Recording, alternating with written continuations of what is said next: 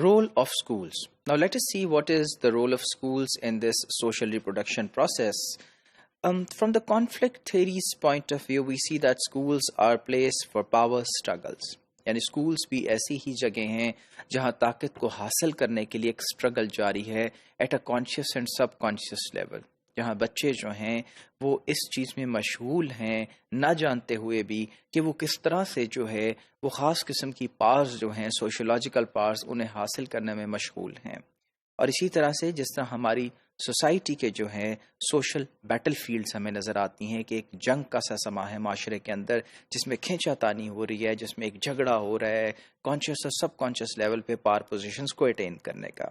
اور وہاں پاور جو ریلیشنز ہیں with in a school correspond to the power relations with in a larger society. اور school کے اندر بھی اسی طرح ہم کورسپونڈنس دیکھتے ہیں، وہی ماڈل ہے جو کہ ایک معاشرے کے اندر ہمیں نظر آتا ہے. اگر ہم جان ڈوئی کی اس بات کو دیکھیں کہ وہ یہ کہا کرتے تھے کہ جو سوسائٹی ہے اس کی ایک منیچر جو فارم ہے وہ اسکول ہے، یعنی اس کی ایک چھوٹی فارم جو ہے وہ اسکول ہے. اگر وہ ڈیموکریٹک ہے، اگر وہاں میریٹوکریٹک پرنسپلز کار فرما نظر آتے ہیں تو پورا معاشرہ بھی اسی طرح سے چل رہا ہوگا. لیکن یقیناً جس سوسائٹی کے اندر پار کے بارے میں اسٹرگل ہے، بیٹل فیلڈز نظر آتی ہیں سوشل ٹو اٹین پار، وہاں پہ سکولز بھی ویسا ہی ایک نمونہ ہیں جہاں بچہ بچپن سے سب کانشیسلی اس کی اٹینمنٹ جو ہے وہ شروع کر دیتا ہے. نوئنگ اور not knowing children become a part of this game. These real power relations are conceived by ideology and the education system serves to legitimate the social inequalities created.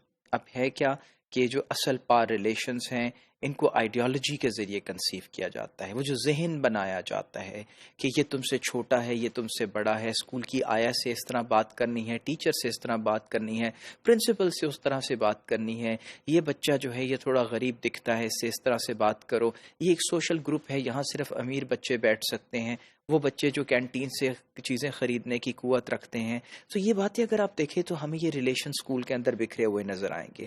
اور ایجوکیشن سسٹم کیا کر رہا ہے؟ سرو کر رہا ہے ان ایکوالٹیز کو، یہ جو ایک دوسرے میں تفرقہ ہے اس کو لیجیٹمائز کر رہا ہے، اس کو لیگل کر رہا ہے، اس کو ایک گراؤنڈ پرووائڈ کر رہا ہے کہ یہ سب کچھ ٹھیک ہے. اور ہم بھی جب اپنے بچوں کو دیکھتے ہیں اسکولوں کے اندر تو وی سی کہ شاید یہ سب کچھ ٹھیک ہے، کیونکہ انڈیویجول کے طور پہ every parent wants their children to be good. At good کی جو ڈیفینیشن ہے سوسائٹی میں پرویلنٹ وہ ہے unique and being different, being better than others. یہ جو کمپیریزن ہے یہ پھر ہمیں وہیں لے جاتا ہے جہاں ہم لیجیٹمائز کر رہے ہیں ان فارمز کو جو ان ایکوالٹی کی ہیں، جو کہ لوگوں کے اندر جو ہے ایک دوسرے میں تفرقہ ڈالتی ہیں، لیکن ہمیں اس میں بہتری نظر آتی ہے. آئیڈیالوجیز یا انٹلیکچوئل جسٹیفیکیشنز جو ہیں وہ کریٹ کون کرتا ہے؟ پاورفلز. یعنی وہ لوگ جو طاقت میں ہیں، وہ لوگ جو پاور پوزیشنز میں ہیں، وہی ان ایکوالٹیز کو جسٹیفائی کر دیتے ہیں بیکاز وہ الاؤ کرتے ہیں. جب وہ ان چیزوں کو الاؤ کرتے ہیں تو پھر انٹلیکچوئل جسٹیفیکیشنز ہیں، آئیڈیالوجیز گیٹ کریٹڈ. اور کس لیے؟ Designed to enhance their position by legitimising inequality and the unequal distribution of material goods. اور وہاں جہاں لوگ جو پالیسی میکرز ہیں آج کے دور میں، پہلے وہ امراء تھے یا وہ ایسے لوگ تھے جو کہ کورٹ کا حصہ ہوا کرتے تھے ایک بادشاہ کے، آج وہ بزنس مین ہیں، آج وہ لوگ ہیں جو فنڈنگ کر رہے ہیں، جو اکنامک سسٹمز کو چلاتے ہیں، جو کہ فنڈنگ کرتے ہیں ایجوکیشن کے اداروں کی، اس کے علاوہ اور دوسرے اداروں کی جو ریاست کے ہیں.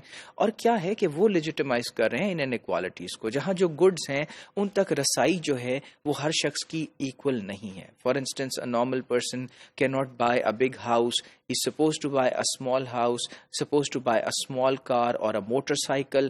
یہ ان ایکوالٹیز کو جسٹیفائی کر ڈالا ہے ان لوگوں نے جو پار پوزیشنز کے اندر ہیں. تو اگر وہ ایسا نہ کریں تو پھر یقیناً لوگ ایکول ہو جائیں گے. لیکن جب ایکول ہو جائیں گے تو پھر میرٹ سامنے آ جائے گا، میرٹ سامنے آ جائے گا تو ان کی پار پوزیشن جو ہے وہ جیپرڈائز ہو سکتی ہے.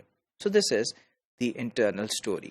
اب امپیریکل ریسرچ جو اس پہ کنڈکٹ کی گئی، ایسی ریسرچ جس کا ہم دیکھتے ہیں کہ رزلٹ سامنے آتے ہیں، ہم دیکھتے ہیں کہ لیٹ 1950s کے اندر 1950 کی دہائی کے اختتام کے قریب جو ہے اس کے اوپر کام کیا گیا، جس نے ایک ایویڈنس پرووائڈ کیا کہ جو ریلیشن شپ ہے فیملی اوریجن کا، سوشل کلاس کا، ایجوکیشن کا، ایکڈیمک اور پروفیشنل سکسیس کا، give way to the establishment of a causal model of specific socialization and occupation mobility according to the social class.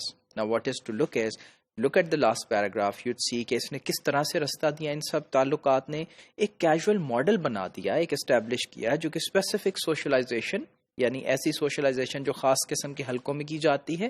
آکیوپیشنل mobility, ایسے آکیوپیشنز جہاں لوگ ہمیں موو کرتے ہوئے نظر آتے ہیں according to the social class, اپنی سوشل کلاس کے مطابق ان جگہوں پہ لوگوں کا رجحان نظر آتا ہے, ان کی جو سوشل موومنٹ ہے وہ ان کو اسٹارٹیفیکیشن کے اندر لے کے آتی ہے. کانفلکٹ تھیریز جو ہیں وہ شیئر تو کرتی ہیں کیجول ماڈل کو ایک کامن گراؤنڈ کے طور پہ, لیکن ڈفر کرتی ہیں اپنے آنسرز میں. ان سوالوں کے جواب میں ان کے جواب جو وہ دیتی ہیں وہ یہ کہ سوشل اور کلچرل ریپروڈکشن کا جو پروسیس ہے وہ کس طرح سامنے آتا ہے جب ہم ایجوکیشن کے تھرو اس کو ہارنس کرنے کی کوشش کرتے ہیں, یعنی تعلیم کا کیا رول ہے اس سارے پروسیس کے اندر. اس کے جواب جو ہیں وہ تھیریز مختلف طرح سے دیتی ہیں.